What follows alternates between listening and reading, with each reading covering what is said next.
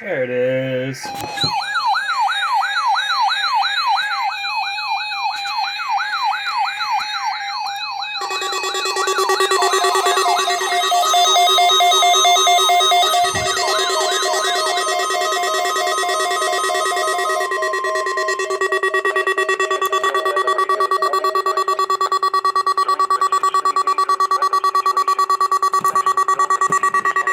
I screw you, Eton.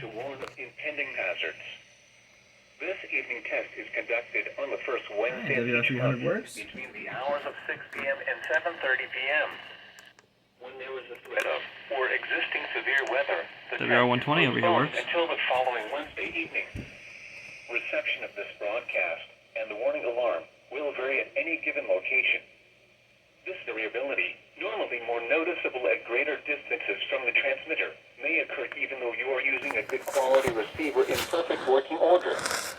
The warning alarm will be activated for warnings in selected watches affecting locations in portions of West Kentucky, Southeast Missouri, Southern Illinois, Southwest Indiana, and Northwest Tennessee. This concludes this Wednesday evening test of NOAA Weather Radio's warning device. We now return to our regular programming.